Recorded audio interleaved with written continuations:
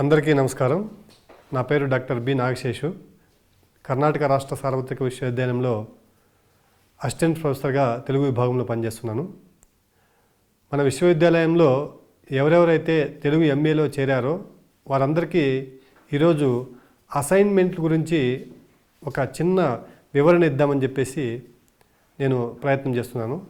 విషయం ఏంటంటే, మీరు ఈ అకాడమిక్ ప్లాట్ఫామ్లో 1వ సెమిస్టరు, 2వ సెమిస్టరు, 3వ సెమిస్టర్, 4వ సెమిస్టర్ ఎవరైతే చదువుతున్నారో వారందరూ కూడా అందులో ప్రశ్నలు చూసి మీరు రాయాల్సి ఉంటుంది. కొంచెం సెకండ్ ఇయర్కి లేట్గా ఫీజు కట్టినటువంటి వాళ్ళు ఎవరైతే ఉన్నారో వారికి ఆ ప్రశ్నలు మీకు కనిపించే సమయానికి కొంచెం ఆలస్యం అవుతుంది.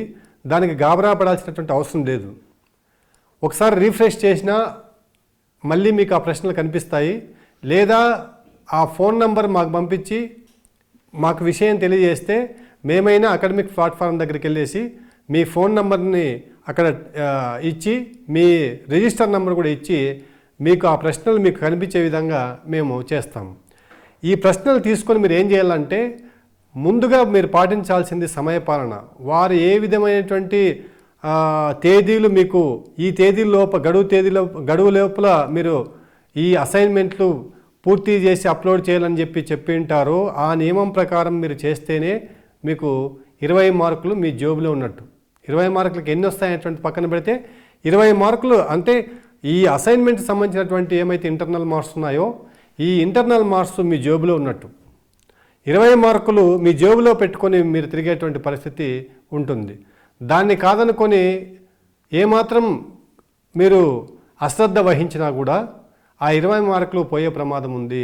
ఆ తర్వాత ఎంత ప్రయత్నం చేసినా కూడా మనకి అవి దక్కకపోవచ్చు. ఎందుకంటే ఇది మనం మాన్యువల్గా ఉండేటువంటిది అయితే మీరు ఎప్పుడో అసైన్మెంట్ని పోస్ట్ ద్వారా పంపించే మేము వాల్యూ చేసి మార్కులు వేసేదైతే కలిపేదైతే మేము చేయొచ్చు. కానీ ఇది ఇప్పుడంతా కూడా ఆన్లైన్ అయిపోయింది కాబట్టి ఒక చోటు నుంచి ఒక చోటికి ఆ ఆన్లైన్ అంతా కూడా ప్రాసెస్ ఉంటుంది.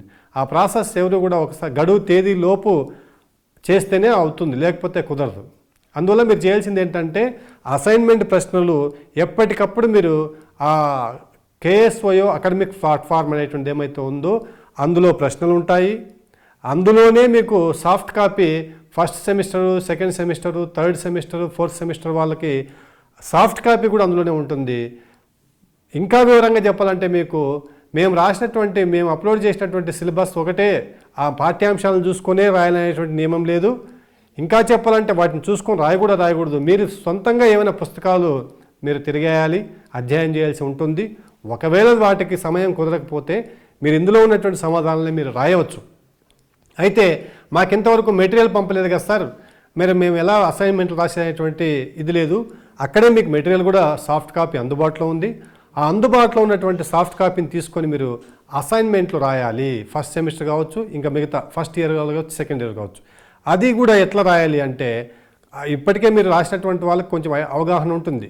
ఎవరైతే ఇంకా మిస్టేక్లు తప్పులు చేసినటువంటి వాళ్ళు ఎవరైతే ఉన్నారో వాళ్ళు A4 షీట్స్, వైట్ షీట్స్ తీసుకొనేసి ఆ తెల్ల కాగితంలో ఒకవైపు మాత్రమే రాయాలి.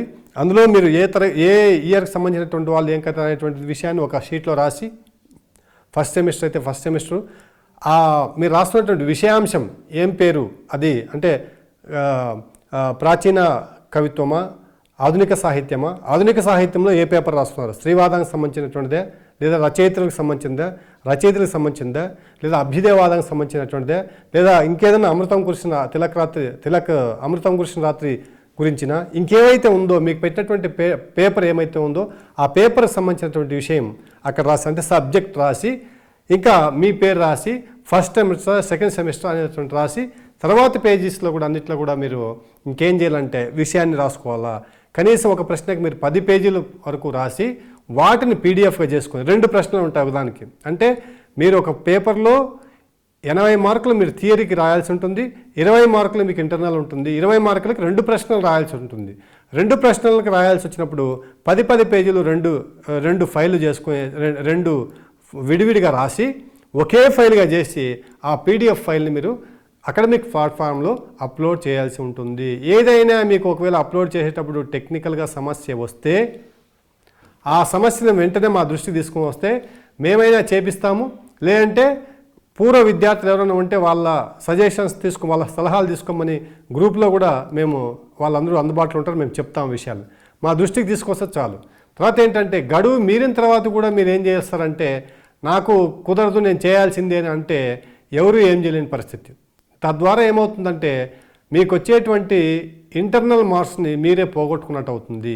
కాబట్టి గడువు లోపల ఏవైతే మీకు ఇంటర్నల్స్ ఇచ్చింటామో తర్వాత ఓపెన్ ఎలెక్టివ్ అనేటువంటి ఒక పేపర్ ఉంటుంది. ఆ ఓపెన్ ఎలెక్టివ్ పేపర్ని మీరు ఏం చేయాలంటే ఇంగ్లీష్లో రాసి సకాలంలో మీరు దాన్ని అప్లోడ్ చేయాల్సి ఉంటుంది.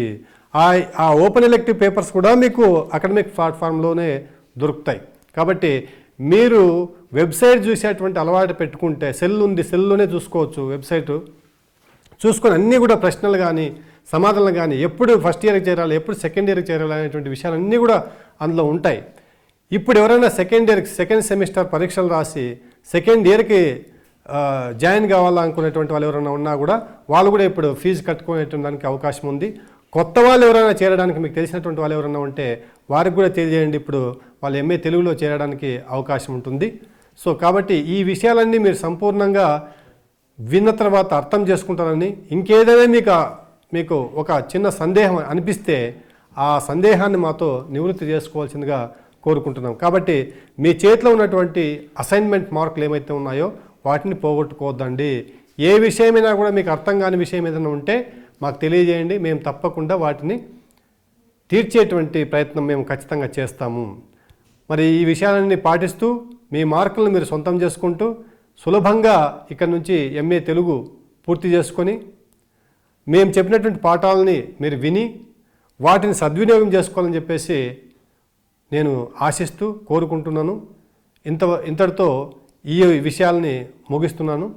ధన్యవాదాలు. నమస్కారం.